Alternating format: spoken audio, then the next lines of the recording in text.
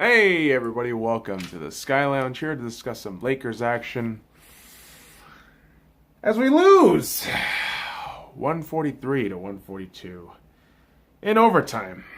This game had all the highs and lows of every basketball game, and when you're on the losing side, it sucks dick, and you just got to bite the fucking bullet and realize the Lakers are 0-3. But there is a perfect explanation as to why this is how we're gonna start. This is how we're playing right now. And let's talk about this game. Let's talk about some nitty gritty shit. The first quarter was a nightmare.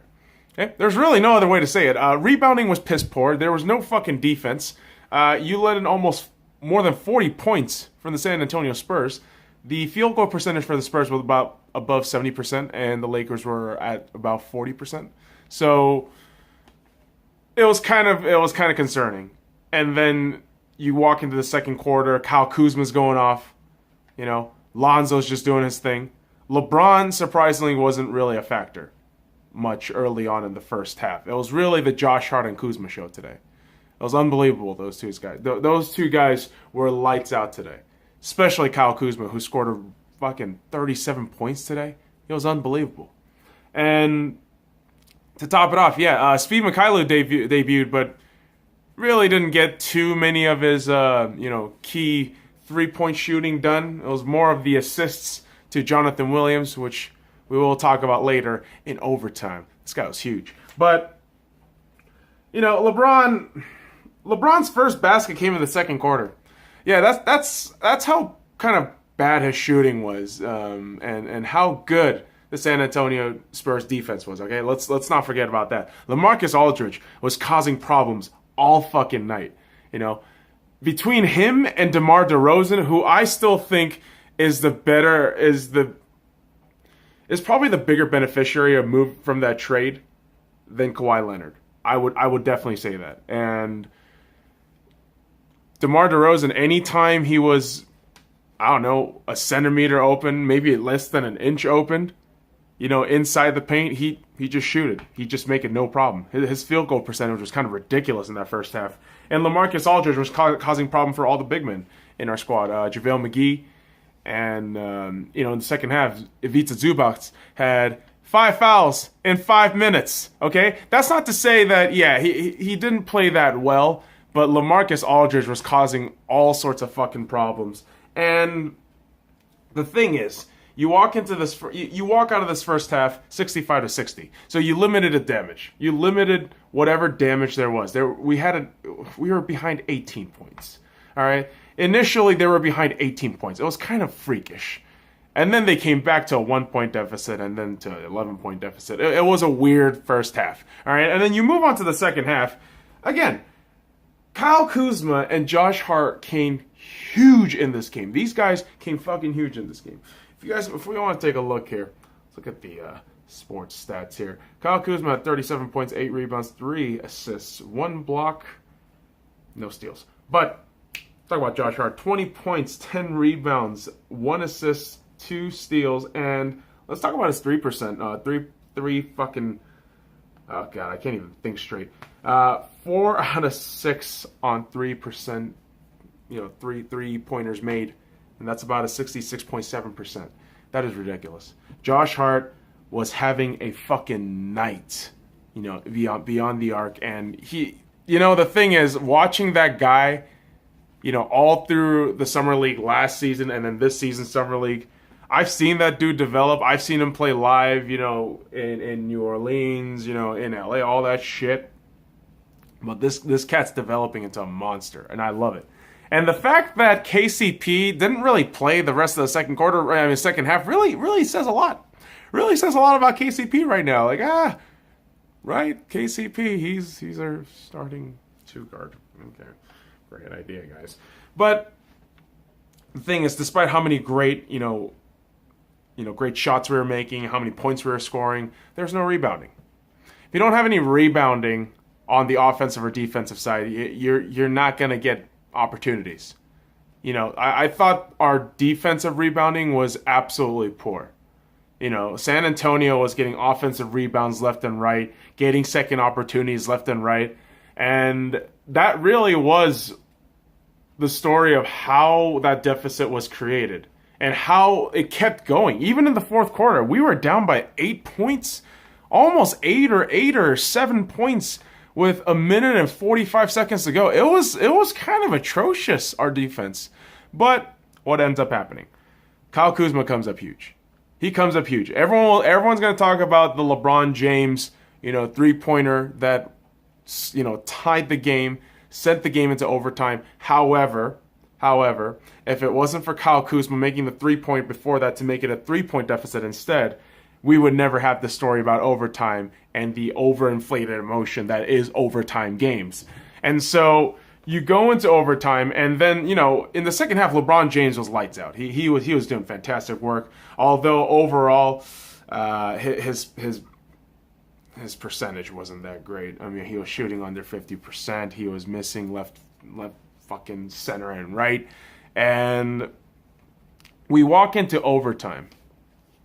And it wasn't about Josh Hart, Kyle Kuzma, or LeBron James, or even my guy Lonzo Ball, who was, again, pretty fantastic.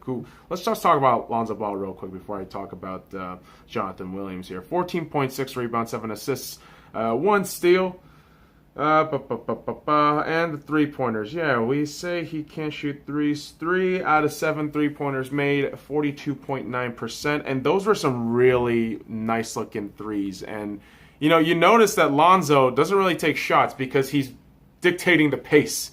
And he was fantastic. But again, the hero and really the story of the overtime game was Jonathan Williams. Now, here's the thing. Not a lot of people are going to talk about Jonathan Williams. Maybe some people might, but Jonathan Williams was key in overtime.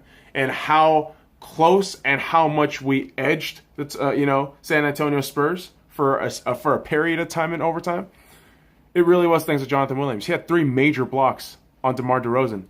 It was a size mismatch, and it was hilarious. It was crazy because DeMar DeRozan would go up, for a little layup, and Jonathan Williams would be right there next to DeMar DeRozan, just killing it. And you had JaVale McGee, who fouled out earlier in the game. Zubas, who come on, if you had him on, he would have fouled anyways and given them fucking free throws. Unfortunately, the story of this game didn't end in the, LeBron James and the Lakers come back in overtime and win the game. The narrative was LeBron James misses 2 clutch free throws and doesn't defend on the three-pointer and allows... Is it Benelli or fuck? I do. The thing about this is the credit I have to give to Greg Popovich and the San Antonio Spurs. I personally don't really know a lot of Spurs players except for the all-star guys like Marcus Aldridge, DeMar DeRozan, Pau Gasol. He's not a all-star, but Rudy Gay's a starter. But I think it might have been Patty Mills. Somebody shot a 3, and LeBron just. LeBron's defense with age, it has steadily, sharply gone down. And listen, I'm not saying it's all bad, all right? Because defense is very physical, all right? Not a lot of people talk about it, but defense is very physical. It requires a lot of conditioning. It requires a lot of strength.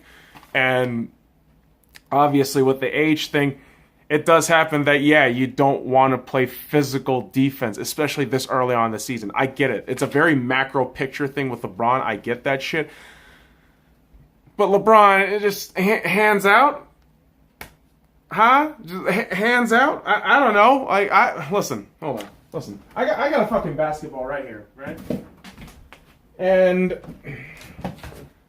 if I'm shooting for 3, just, hands. Just put out the hands. I don't know. It's kind of a bummer. It is kind of a bummer because LeBron had 32 points, under 500, under 50% field goal.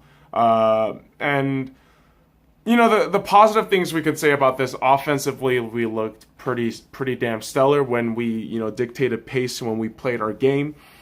Our roster depth is awesome. I think people don't talk about our roster depth enough, but I think our roster depth is pretty awesome. S.C.Y, no one's really going to talk about him because he didn't really do much this game, but watch out for that kid. He's going to be lights out. Once Mo Wagner is healthy, we might have some depth in the center position again, because Jesus Christ, Michael Beasley wasn't really doing anything, unfortunately. And yeah, I mean, there's so many, cons to this game. Obviously, defense, rebounding, free throws, and really, other than that, man, it's 0-3.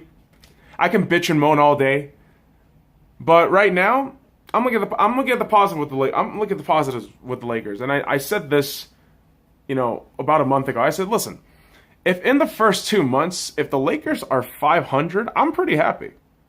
Right now, it's 0-3. Yeah, it's 0-3. Listen, we've been through worse, and granted, that was a 18-67 season, which was it was a 65, 60, 64, 60, 17, 65, something. I'm getting too old to remember these numbers. And long video aside, man, I'm just saying, guys, Lakers fans, relax. Okay, relax. I know it's 0-3. I know it looks grim, but trust me, compared to the last 3-4 years, we're gonna be fine. All right, we're gonna be fine. We got LeBronzo action, more LeBronzo action coming. So don't worry, guys. We're gonna get back to it. Lakers Nation, relax. We're gonna be fine. Even though it's a loss we have to take. So let me know what you guys think. Follow me at the Sky Lounge on all the links in the description below. Like, comment, subscribe for more daily content.